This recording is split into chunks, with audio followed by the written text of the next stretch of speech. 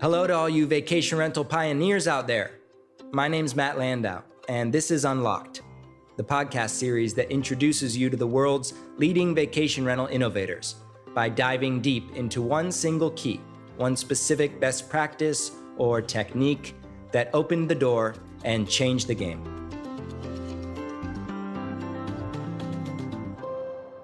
We are back with another icon interview. We're changing things up a bit. The Unlocked podcast is typically about short and actionable tips you can implement immediately in your business. But as we were recording these episodes, we realized there were some individuals whose stories just needed to be shared. These were industry professionals who, beyond just their tactics, they somehow changed the trajectory of our industry in one way or another. They've each got these remarkable stories about how they got here and what made them so successful along the way. These are the people who I really just wanted to sit down and learn more about myself, really. So maybe that's just the excuse.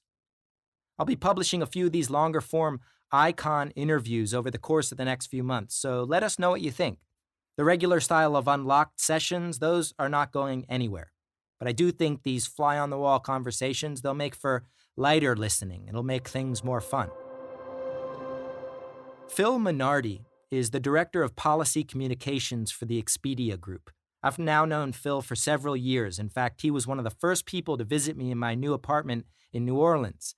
I remember sitting there in my empty living room in pretty much the only two chairs I owned, talking with Phil about crawfish and how to get more resources to the independent owners and managers of the vacation rental industry. What I've always admired most about Phil is that he always speaks on behalf of the industry as a whole.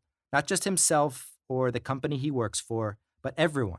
I was in Washington, D.C. for the day because my mom was being inducted into the National Academy of Sciences. Go, Mom! Phil was kind enough to stop by my hotel for an interview.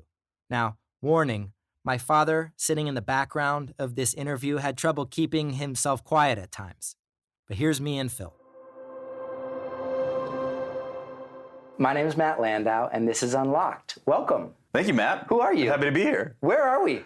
What is this? My name's Phil Minardi. We're in Washington, D.C. We are in Washington, D.C. The center of American democracy. This is your home? Yeah, kind of, sort of. Where do you live, actually? Home is Chicago, but I've been here for 10 years. Okay, so this is your adopted home. Yes. And we are actually in a hotel room of sorts. We are. And we have sitting to my right, my father, who is in town with the rest of my family for a wonderful ceremony tonight. I hear your mom's a very impressive woman. She is. And that, in case anyone can hear in the background, my father laughing proudly, that is my father married to a wonderful, impressive woman who is being inducted into the National Academy of Sciences. So now I know it's in your genes. The smarts? Yeah. I would like to think so. And we also have in this room Tim, who is a sound engineer who came in from Maryland to record this wonderful conversation. And I'd first like to just thank you for a couple minutes to sit down and chat. We don't get this too often. Absolutely, Matt. Anytime you texted me like yesterday and you're like, hey, do you want to meet up tomorrow? And I was like, absolutely. And you're here. You didn't even tell me where or when. I was just like, yes. When Matt calls you, you go. Well, that's very kind, and I appreciate you coming. Yeah. The point of today's conversation is to learn a little bit more about Phil, because you and I have been in touch now for quite some time. Yeah. Fairly casual talk all the time. We bump into each other at conferences and we talk shop, but I don't really know the whole story behind what you do. So let's start off first, your current role and what that means in the scope of the industry, and then we'll go back and talk about your prior life. Yeah, well, my most important role is that of husband, and I'm celebrating a little over a year of wedded bliss. So if we're talking about roles holistically, that's the most important role I play. But for what keeps me in my apartment and what keeps a roof over my head, that's being head of public affairs for Expedia Group. Head of public affairs for Expedia Group, which covers what sorts of jobs? Great question. So public affairs is the comms function within the government relations team at Expedia Group. When you say comms, you mean communications? Communications, okay, yeah. For those of us who don't speak the lingo. The lingo, yeah. And communications covers? Yeah, so don't tell anybody, this is just you, me, and the tree. But my job basically is to travel around the country and share the stories about what vacation rental managers, owners are doing, the value that we bring to local communities, and what good policies look like for elected officials, the political press, and other stakeholders. And you're doing an incredible job. Thank you. I appreciate that. I think a lot of times it doesn't exactly go publicized, but a lot of the work that you and the other public policy people do is behind the scenes, and it's empowering the owners and the managers that are on the ground, the stakeholders in every destination. Very and much that's so. an important role. So thank you. I appreciate it. Thank you. We appreciate you. You're also kind of young to be holding this kind of job. I think so. Yeah. What are you, like 20? I wish. 30, 32, 33. The other day, I was, my wife and I were at a dinner, and somebody asked me how old I was, and I said 35. Why? So Why did you lie? I don't think I lied. I think that the job was maybe catching up with me. I see. And I forgot how old I was. Because other people around you are older or what? No, because, I stay up late and I get up early and I charge the day and try to live up to your expectations. And whenever I see you on Twitter, I'm like, geez, that guy gets up 4 hours before me and stays up 3 hours later. And, it's stressful. It's stressful, man. It is stressful. Tough life. I've lost some hair over it. Well, you look like a strapping gentleman. Movie star. But you don't get to this point overnight. So let's backtrack a little bit. Where are you from originally? Chicago? Yep. Grew up there? Born and raised in the west side of Chicago. Okay. I'm actually not a policy person bred, or that's not what I went to college for, let's say. My undergraduate's actually in marketing and sales leadership. Where'd you go to school? DePaul University in Chicago, Catholic University. So my ambition in life was I wanted to graduate from college and go into business and go into private equity or something and make a lot of money and then sit on a beach somewhere. But as I'm sure you know, and everybody listening to this understands, life tends to take you in a very different direction than what you expect when you're 18, 19 years old. So I graduated, had a lot of fun undergraduate, was president of my fraternity, did all that jazz. When I graduated, I did 2 years of consulting, sales consulting. And every day was sitting in a cubicle at a computer, and it was just soul-sucking. It was not. That was in Chicago? In Chicago. Okay. It was just not the greatest experience for a young 20-something-year-old guy who wanted to see the world and do big things. So and most of your friends were doing similar kinds of things? Besides my wife, one of the greatest achievements I've ever had in my entire life is the network of friends that I have. I keep them very close. I've had best friends since I was knee-high to a duck. I think my oldest friend, I've known him since I was 4 or 5 years old. Wow. So yeah, all my buddies, a lot of them are in business or in finance or in sales, what have you. Not too many at that time were in politics. So, that was the path I thought I was going down. But in 2011, the Republicans took back the House of Representatives. And I grew up in a very, not to say conservative, but maybe economically conservative family. And I had the opportunity to go to D.C. and work for a member of Congress. So that meant leaving your soul-sucking job. Man, it was insane. I had the opportunity to sit down for lunch with a member of the House Ways and Means Committee. And he was Chief Deputy Whip at the time. So a pretty prestigious job in the United States Congress. And how did you get that opportunity? He was a family friend of mine. Nice. And I just shot his scheduler note out of the blue. And I said, hey, I'm thinking about this political thing. I'm in business right now. I want to move to D.C. and get a job. At that time, I wanted to do foreign affairs. I'd spent a lot of time in the Middle East, had studied Arabic and Middle East policy. This is in college? Undergraduate, yep. I like how you just kind of slipped that in there. Yeah. Yeah. So I sat down. So I sent this guy's scheduler note. And I was like, hey, I'm a constituent of yours. Our families know each other. Would you be open to getting lunch sometime? And this is looking back at it now, the craziest thing in the world. You don't just email a sitting member of Congress out of the blue and say, hey, do you want to grab lunch? And you still had your old job at the time. Yep, still had my old job. And you just got this idea that maybe you... It's like, maybe, what, you don't call congressmen and get lunch with them every day? Worth a try. Yeah. Chalk it up to youthful indiscretion. Yes, and it worked. So his schedule was like, yeah, do you have time next week at this time? And I was like, abso-friggin-lutely, let's do this. So I sat down with him and I told him my story and I told him I wanted to get into politics and I have this urge to serve and what have you. And he said, this is what you got to do. He said, you got to quit your job that you're at right now. You're making very good living. You got to quit that. And you got to come to DC without a job and you got to intern. You got to pay your dues just like everybody else. Everybody who comes to DC wants a job on Capitol Hill. You got to take an unpaid internship. You got to work your way up. And I said, that's the craziest thing I ever heard in my entire life because I had a good job. Right. Everything was groovy. But he said, trust me, Philip, you're a smart guy, you're passionate, you're engaging, quit your job tomorrow, come out to DC, you can intern in my office, and something will pop. So that's what I did. Quit my job. Got How two suitcases. How soon after that meeting? A couple weeks later. Whoa. A couple weeks later. Okay, with your family's blessing. Yeah, I think my parents thought I was insane. They were like, you're going to do what? When? But it was looking back on it now, it's the greatest decision I ever made in my entire life. What do you think it was about, like what inspired you to do that? So I am, Matt, I don't know if you know this about me, but one of my true passions in life is history. And growing up, when my buddies would go to Fenway, they'd tour all the baseball parks, I would force my dad to take me to battlefields. So I went to like Gettysburg, Sharpsburg, places in Illinois where I'm from, museums all the time. I mean, my true passion, when you take the 9 to 5 out of it and our industry out of it, is history and understanding the people that really made our country and our world a better place. And most of those people are deeply, deeply flawed. Not the smartest people in the world, but they have these crazy ideas that actually rally people to their cause. So that was always my inclination in life, was to get into that history racket. Yeah, to be part of it and to understand what this political thing was all about. So you always had that within you. So that was what kind of prompted the crazy idea of reaching out. Yeah. It worked. You left your job. You moved to DC. Two suitcases. Two suitcases. I've been out here 9 years now, and I've never actually moved from Chicago. So little bits and pieces here and there, but I've never taken like a U-Haul from Chicago. And you think that was actually like was that done by choice, i.e. not doing a huge leap, but rather small little years in between? Life is a funny thing, man. I told myself, I'm going to go out to Capitol Hill, I'm going to see what it's all about, do it for a year, and then come back to Chicago, go get my MBA at Booth or Kellogg or something like that. And again, that was 10 years ago. And so you started interning. I'm guessing you are enjoying it? Yeah. So initially I was interning just like anybody else, opening up letters, responding to constituent mail, answering phone calls, getting yelled at by constituents and all that. And then there was an opening.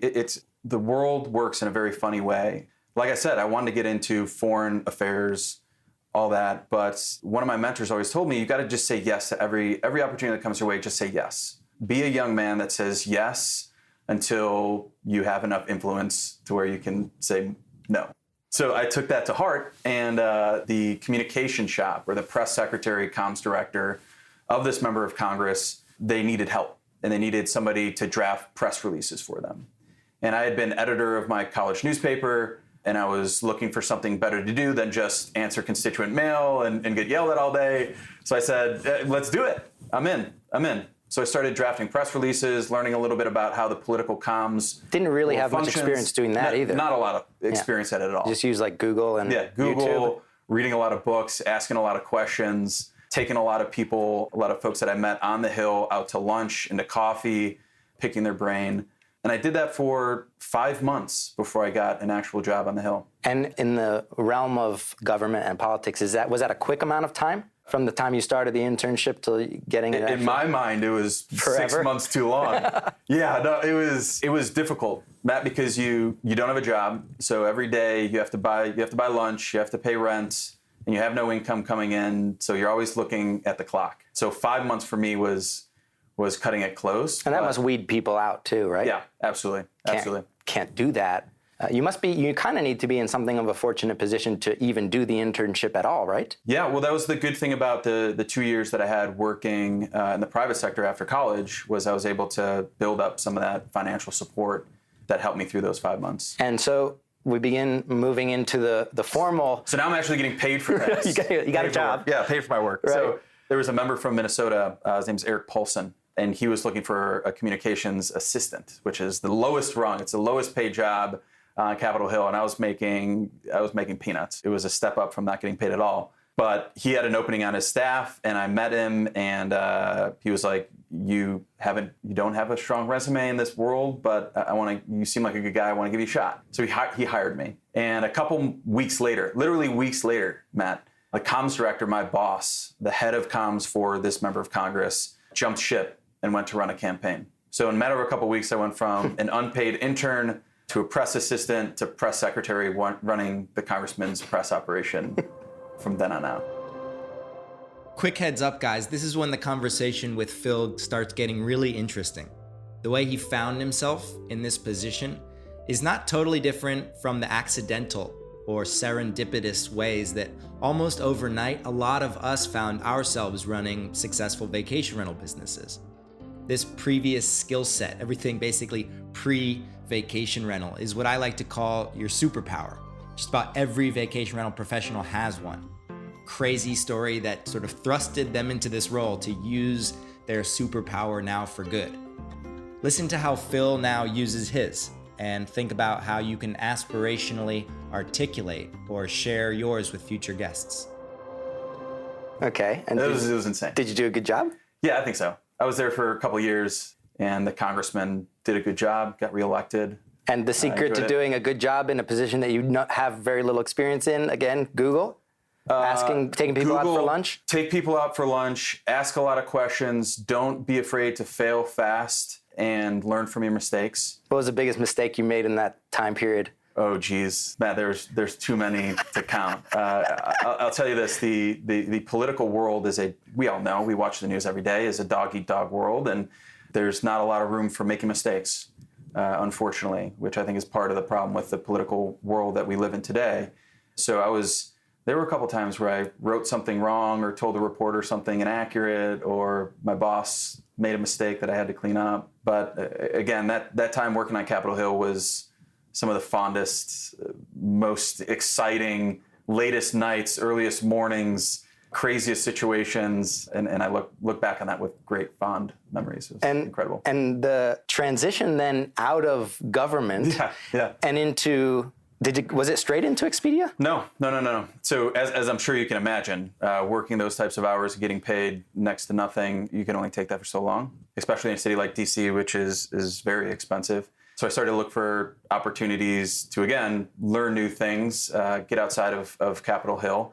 And one of the opportunities that came across my desk was I saw a job on LinkedIn for a comms director for a trade association called the Travel Technology Association, which is a trade group for all the big online travel agents, all the big GDS companies, all the big short-term rental companies. And I applied, and a couple months later, actually, it didn't happen right away, but a couple months later, I got a call from the head of the trade association, and the rest is history. So that's where I became my entree to the vacation rental world was as head of comms for Travel Technology Association. And that was leaving behind this world of kind of history and politics that you thought you were really sinking your teeth into. And from there, you then made your way into, I'm guessing, this current position. Yep. So I was at Travel Tech for a couple of years, and then one of the companies that was a board member of Travel Tech is Expedia. And right after the acquisition of HomeAway, they decided that they needed a policy communication shop within Expedia Group. And they never had one before. Nothing. They never had one before. If you Google Expedia Group regulatory issues before I joined the shop, I think there was one article I read. So there was literally no presence, no influence in these kind of, did the other big companies have any existing? It was the beginning of corporations having a voice in the political sphere, especially when you talk about the quote unquote sharing economy or gig economy or what have you, is kind of the early stages, not only of those companies, but those companies having a voice in front of governments. So the head of GR for Expedia Group came to me one day, said, "You're doing a great job at Travel Tech. I want to poach you. I want to bring you in-house to start this public affairs shop." And you got excited about that. Yeah, I said, "Whatever you want, yes." Yeah. And now tell me a little bit about Expedia, because I don't know much about it. Where are they based? So Expedia Group is headquartered in Seattle, Bellevue. It's a suburb outside of Seattle. And Expedia Group, whenever I talk with elected officials and reporters, I say, "Yeah, I work for Expedia." And they're like, "Oh, yeah, Expedia is great, but I use Orbitz. I'm an Orbitz loyalist." I had a feeling that kind of comment was coming. Yeah, and I'm like, yeah, that Orbitz is great. Happens to be a member of the Expedia Group family. So I didn't know that. Yeah, Expedia Group is actually a family of brands, travel brands that people listening to this, and I'm sure you have come to love. So it's obviously Expedia.com, but also Orbitz, Travelocity, Trivago, Agencia, corporate travel companies like that. And as of 2016, when the acquisition happened, 15, 16, vacation rental companies. So HomeAway and Vrbo. In bringing on some kind of, what do you call it, lobbying? What do you call the group within which you work, the department? Public policy? Government relations. Government relations. Yep. How much of the government relations work up front was dedicated to our industry, the short-term rental industry, and how much was everything else? Great question. I owe my job to the acquisition. Of HomeAway. Which also acquired VRBO. So like everything down to the very origins of our industry. Yep. So I owe my job to that because before the acquisition, a lot of the issues that Expedia Group dealt with on the regulatory front were at the state and federal level. So a lot of issues around airlines, the FAA, the Transportation Administration, They never had to worry about lodging. Yeah, the only thing that really Expedia Group engaged a lot with at that time before the acquisition was state-level tax fights. For hotels? For hotels. Yep. Existing. For hotels. So a lot of what we deal with even today on the short-term rental front or vacation rental front, on the regulatory front is, let's say, an adversarial relationship between our industry and the independent distribution industry and the hotel industry. So a lot of times, especially if you look at groups like the American Hotel and Lodging Association, their mandate is to use legislation, to use political tools to gain a competitive edge against both independent distributors, OTAs, and competitors like vacation rental industries. So if the family of, using your metaphor, the family of Expedia represents all these sort of previously formal, conventional, recognizable niches, let's say hotels, for instance. Sure. Then the oddball of the family, the vacation rentals arrived to the table, the punk rockers of the family. Yeah, and I like that analogy. Mess everything up? No, not at all. What did we do? What did we bring? I think the industry, and again, when I sit down with elected officials and they're like, Philip, it's this new economy. It's these new innovative companies that have never been around, bringing this new industry to the forefront and creating disruption in our communities. And I have to in a negative light. In a negative light. In a negative light. And I have to explain to them that vacation rentals have been around for 100 years in the United States and longer in Europe. This is not a new industry. This is not a new concept. These are not new things that are coming into communities for the first time. What are they really saying then? Do you think they're saying when they say this new? I think what they're saying is the industry is growing, has grown to a point where has been brought online to a point where communities are starting to ask important questions. It's like reached a critical mass almost? Yeah, sure. A critical mass, or have become popular to the point where governments are starting to ask questions about how do we effectively legalize and regulate this industry. And I think to a large extent, there are some important questions that are being asked. Like number one, most important question? I think just how do we fit this industry into our communities? Yeah. And how do we view regulations in a way that not only addresses community concerns, but also recognizes the long history that our industry has and allows it to thrive in a responsible way. And using that first question, I want to address some other questions, but if we were to lump the people that you sit down with into two categories, I'm guessing there's those who are like, we recognize this is a new thing and we want to weave it into everything that we do. Is there also the opposite? That wants nothing to do with it? Yeah, man, it's an unfortunate road we've walked over the last few years because there's far more elected officials and political reporters and external stakeholders to our industry that view our industry in a negative light, unfortunately. Is it fairly viewed that way? Like, are there justifiable things about our industry that drive people crazy? Yeah, I think we have to look at our industry warts and all. And I would say there is far more good in our industry than there is bad. But if we're sitting across the table from each other, if we're sitting around the table with PMs, we have to recognize that there are some bad actors. And we have to recognize that communities have valid concerns around nuisance, character of the community, what's happening to the neighborhood that I grew up in. All those types of things are important to rationalize and address. But I think what we as an industry have gotten to the point with is there are responsible ways of addressing that. And it is the responsibility of the professionally managed component of our industry to stand up, raise our hands, and say, we want to be the ones that are finding solutions that aren't bans, that aren't killing our industry, that aren't driving us underground, that aren't painting us as bad actors. And I think the thing that gives me the most hope is over the last 3 years that I've been at Expedia Group, I've seen a transition from an industry that was okay with operating more underground when it came to public policy to an industry that when you go to VRMA, when you go to ResFest, when you go to these conferences, people are starting to raise their hand and say, I want to start a local alliance in my community, or I want to join one. How can I join one? Or I want to go talk to my elected official. How do I do that? And it makes our job as policy folks that much more, dare I say, easy. Because we need those voices. Yeah. We need those voices. And you and I have spoken about this before. And I'm very frank about this. And our team is very frank about this. When we go in and we meet with elected officials, it doesn't matter what a platform says. I'll give you an example. You go into San Diego. And I'm from Expedia Group in Bellevue. I live in Washington, D.C. And I go in and I meet with an elected official. And the elected official does not give a rat's ass what I have to say because I'm not in that community. Not a stakeholder. I'm not a stakeholder. I'm not electing that city council member. I'm not paying taxes there as an individual. My voice matters very little, if we're being honest with each other. And in that sense, if your voice matters very little, if you don't have the stakeholders on the ground who are really excited, then you got nothing, basically. Yeah, and that's what I tell property managers all the time across the country is like, I need you. I need you. We need you. Expedia Group needs you. Our industry needs you. If we are going to be successful in creating an environment where we have fair and effective rules for all of us, the PMs need to be the ones that are helping to lead that charge. And if I'm understanding it correctly, that was a shift from being reactive to all these things as a community stakeholder, waiting until something bad happened until I got up and actually did something about it, to being proactive, to reaching out, to raising my hand, to forming coalitions, things like this. If you're starting to see that trend happening, where do you fit now that that is happening, now that it's a real thing?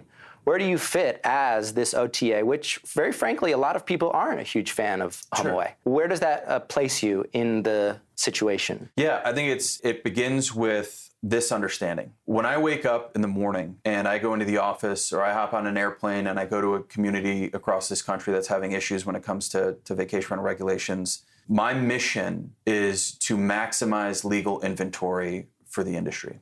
Maximize legal inventory. So to fight against bans of our industry, to fight against onerous rules, to fight against the negative stereotype. People operating under the table. People operating under the table. Got it. And at the end of the day, my mission and the mission of Expedia Group Government Relations is directly aligned with the mission of property managers across this country. And what I like to tell property managers when I sit down with them is, we go to VRMA and we do these panels and we have discussions about what's the best way to drive revenue, what's the best house cleaning program, what's the best X, Y, and Z. All those things have a direct impact on our bottom lines as property managers and have a direct impact on the homeowners that we serve. Government relations and fighting for positive rules and against negative rules should be at the top of that list. Because without these fair rules, without regulations that allow all of us to operate in a responsible way, it doesn't matter what you do on the platform side. It doesn't matter if you use Airbnb or use HomeAway or use Verbo. If we don't have... I like how you just pronounced it using the new the new pronunciation. Yeah. I never heard anyone do that before. Yeah, it's new world. So I think it's important for people to recognize when they meet me at a conference, when they meet my team at a conference, our goals are shared 100%. And what do you bring to the table that I can't, as a collective of independent owners and managers of a region, that I can't accomplish on my own? Why do I need you? That's a good question. And I think... Get all your hands in my pie. Well, hopefully it's not that type of... That's the exaggerated perspective. Like, why does HomeAway have to be here? Why does Expedia have to be at this meeting? Yep. What do you bring to the table? I think that's a fair question. I think when you have a team of folks, and I am proud to work with the 12 folks here in the United States that make up Expedia Group Government Relations, we come from backgrounds that have lived our lives understanding regulations, understanding advocacy, getting laws passed, shaping laws, getting folks engaged in the regulatory process and the political process.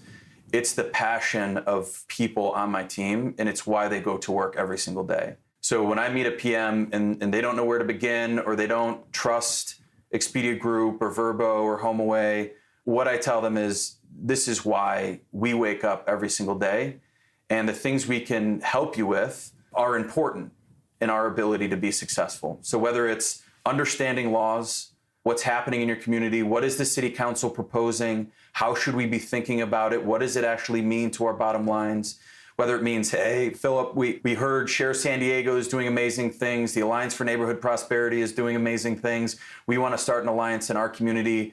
This year alone, we've built 17 local alliances. And what does that mean, building an alliance? Like, what goes into that? I'm guessing organizational efforts. Yep. Shirts, flyers, things like that. Buttons. Yeah. It's a political campaign. But the way we view it is, we are not organizing for today's fight. We're organizing for the fight that may come 5 years from now. So what we like to see is, we like to help a community that may be currently facing a fight. you spoke with Eric Bay. Feature him on the last episode this season of the show, New Orleans. Yeah, amazing guy.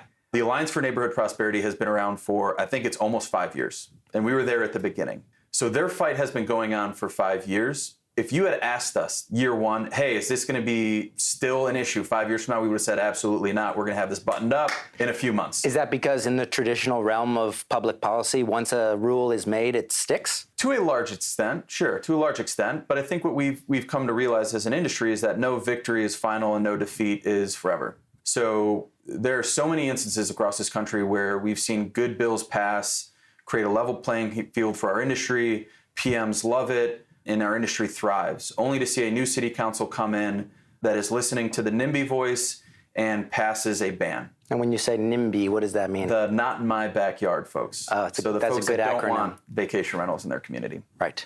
But back to your original question of what HomeAway Expedia Group can do, it's pretty much everything that goes into helping PMs be successful for themselves. So whether it's starting a local group, whether it's engaging with the press, the most engaging thing I do, the most fun I have is when I go to a VRMA or I go to a conference and I get to teach property managers how to engage with the political press. And I usually hold up a newspaper from a periodical across the country that says something negative about vacation rentals. And I tell them, honestly, it's your voice that's going to help change this narrative, not mine. Let's work together to get you engaged. And people like Eric Bay, people like Jonah Mechanic in San Diego, people like Jeff Means in Texas, all these PMs have said, okay, I'm going to take that challenge. I'm going to step outside of my day job and I'm going to get engaged in the political process. And Minardi, just don't steer me wrong. And I'm grateful that we have hundreds of local alliances across the country and world, thousands of advocates now. We just hit a critical point for HomeAway where now we have advocates in every single state in the United States. Physically based there? Physically based. Wow, that's fantastic. And the last state we had was West Virginia. Wow. So now we have advocates in every single state. Wow. And based on all that you have learned over the last, how many years have you been now in this Expedia role? 3.5 years. 3.5 years. Yeah, Feels like way longer. It does. What's the responsibility of other companies of Expedia's size in the vacation rental movement?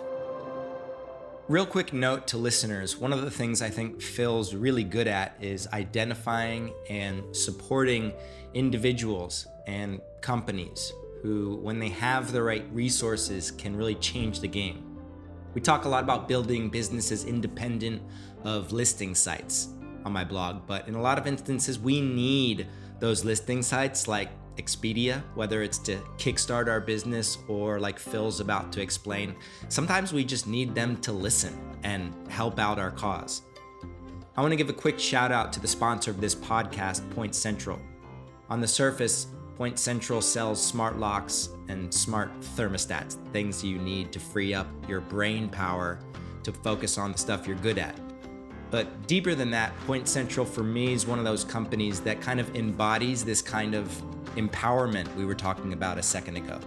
They do this by listening thoughtfully to the challenges of running a vacation rental business in the modern era, and they then go to work to solve the problems using technology. They're giving new meaning to the phrase unlocked for me. And here Phil makes this point better than I ever could.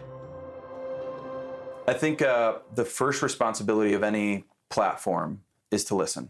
And I know whether it's HomeAway, Expedia Group, Airbnb, Booking, I think throw a dart and you'll hit a platform that has had to learn a very important lesson about listening to your customers. So I think what we learned as a government relations team is it is equally as important to share information with property managers as it is to just sit down and listen to them and listen to what their concerns are about regulations that are coming down the pipe, listen to what their concerns are about Expedia Group's position on certain regulations, and find a common ground. And may I just say, I think not, unfortunately, I think Expedia Group HomeAway is probably one of the best platforms that has done that. I think there are some platforms out there that, if they're being honest with themselves, haven't really listened to the PM community when it comes to regulations. That's exactly what I was about to say. Beyond just regulations. Yep. If you want to be an influential partner Sure. in any business relationship, the listening part. Any relationship. Yeah.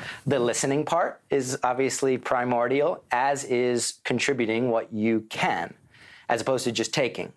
And I think that's actually great advice for any of these partners or vendors out there that are trying to sell themselves to independent owners and managers. It's like, actually, it's not all about the sales here. In fact, most owners and managers I know would much prefer to sit down and have lunch with you and talk about where you're from than they would about, the amount of money that you're taking off of their whatever. Any big learning points that you learned in your previous life, pre-vacation rentals, that you have kind of brought with you to this new life?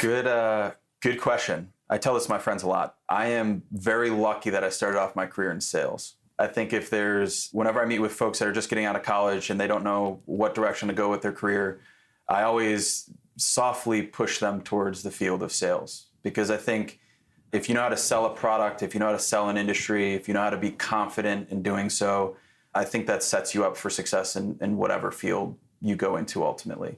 So I think the biggest lesson I learned before joining Expedia Group that I think has contributed to my success to date, it's that you have to be able to sell a vision of something. And whether you're working for a platform or a property management company, it's not so much about the house per se. It's about the vision of what you can do in that property or in my world, what it looks like to have good regulations. Or what, sitting down with an elected official and painting for them a picture of, this doesn't need to be a fight between affordable housing and vacation rentals. It doesn't need to be a fight between hotels and our industry. There is a middle ground where we can find rules and regulations that address concerns, but also allow our customers to be successful. And I think that the biggest lesson I learned from sales is that sometimes it takes a little bit of time to paint that picture. Mm-hmm. Sometimes the relationship component is important to that. Especially in a new industry where maybe these congressmen or whoever you're sitting down with, they don't even know what the future is supposed to look like, and it's scary. Some of them have never even used our products before. And that's a scary thing. Sure. That's a very human thing that is scary. And in all fairness, I'm sometimes frightened by our industry. Like, I don't know what I'm going to get if I book a random Airbnb. I've been burned plenty of times. So the future is unknown, and it is semi-frightening. But what you're saying is painting a picture, giving them an idea of what it's supposed to look like, telling a news story, selling them that story is key. Yeah, and I think it's our responsibility to do that as a platform, not only from the position of Expedia Group, but also from the position of the vacation rental community writ large. And I also think it's important for the PMs to tell that story as well, and not just from the perspective of our industry, not just going to bat for vacation rentals as a category, but going to bat for themselves, going to bat for why they got into this industry, why they care. Who's going to be impacted by these rules and regulations? Is it just the property manager and the homeowners, or is it the landscapers, the cleaning services, the coffee shop around the corner that sees a lot of foot traffic because there's a vacation rental in the community? This is really important to me because I've always noticed that our stakeholders, the owners and the managers who really control the inventory at the end of the day, oftentimes don't realize how aspiring their own journey is. Like, they actually have to say it out loud and have some newcomers listen to them and say, oh my gosh, you did all that? And it's almost like an epiphany to them, like, oh, maybe I am courageous. Maybe I did just do something great. And actually that was the nexus of our show, was to tell those accidental stories and to share the aspiring nature of what makes our industry so great, so that others who are maybe not in the industry just yet can see themselves in that role and say, if that guy did it, or if that girl did it, maybe I could too. Yeah. So how do you help them actually find that story? Yeah, I want to tell a little bit of an anecdote here because I think it's the heart of this. Charleston faced a 3-year fight around regulations. And a lot of the folks in the community that were PMs and homeowners were afraid to get out there in a public way. And we could not, for the life of us as a team, find PMs that were willing to share their story or individual owners that were willing to tell their story. Why? Because there was a fear that the government was going to shut them down, crack down on them. That's an understandable fear. Yeah. But in every community, and this is part of what gets me up every morning, is in every single community that we go into, whether it's a tiny city or whether it's a large municipality, there is one. There is one PM, there is one homeowner that raises their hand first. And in Charleston, it was Rashonda. And Rashonda is an amazing woman who's she has roots going back 100 plus years in Charleston. And she was the first person to stand up and say, I'm going to get out there. I'm going to testify in front of city council. I'm going to go to editorial board meetings. She did an op-ed in the local newspaper. She was the champion for the entire industry in Charleston, and it mattered. And it mattered.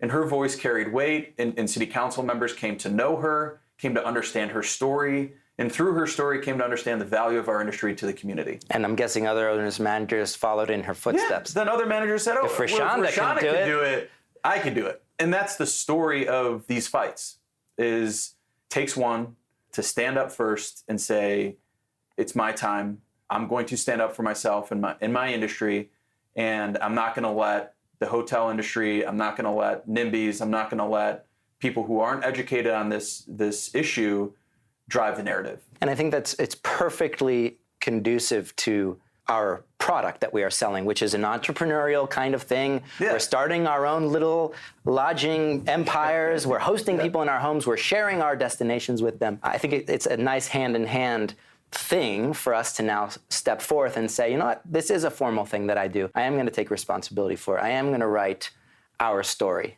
Yeah, I heard when I first started at Expedia Group, somebody told me vacation rental managers are micro entrepreneurs. And I always hated that analogy because I think it belittles how much of an entrepreneur vacation rental managers actually are. Yeah, we're like megas. Yeah, seriously. Because I think if you look at the heart of it, it's property managers are getting homeowners to trust them with one of the most important assets that they own. And taking and hosting clients spending the most money of the year. Yeah.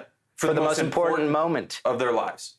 That's not more micro. than a micro entrepreneur. That is the epitome of what an entrepreneur is. So to kind of bring this story full circle, we now have organizations like Expedia, individuals like Phil and Rashonda stepping up and speaking out and sharing their story. The industry is growing faster than it has ever grown before. More legal inventory on the market, thanks to you, is available. What is next? What is in our near future? You said to keep an eye out for places that we think have been sealed up and closed, but actually may not. What should we be keeping an eye out for? Yeah, I think there's really two opportunities for all of us. And I think my one message to everybody that's listening is if they don't have my contact information, they should get it from you.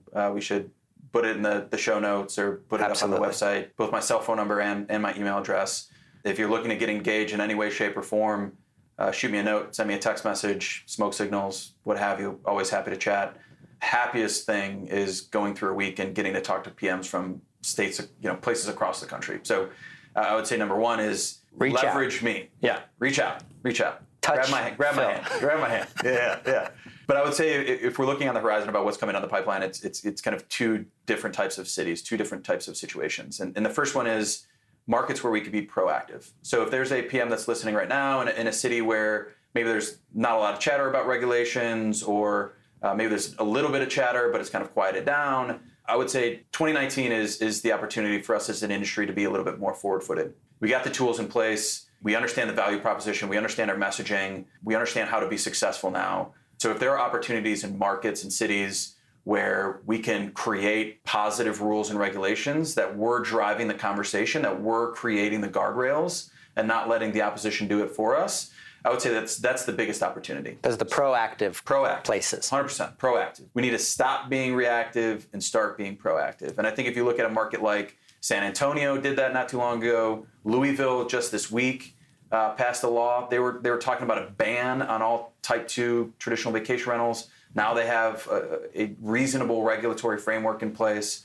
Seattle's law is good for a bigger urban core. So my first recommendation would be, if you're in a market right now where you don't think this is going to happen to you, or you think there may be an opportunity, jump in, call me, let's get active, let's be a little bit proactive.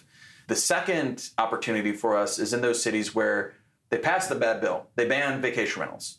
Looking at in Austin, they banned the activity, but they're starting to realize that it's not working. It's not working. You can't ban our industry. It'll go underground. You won't get the tax revenue that you deserve. Yeah, it's a movement. You can't stop a movement. There's my timer telling us that we should end sometime soon. So I would say, like, there are cities, if you're in a city right now where you're facing a ban and they passed one, now is the time to start going into those cities and saying, hey, look at Louisville, look at San Antonio, look at Seattle.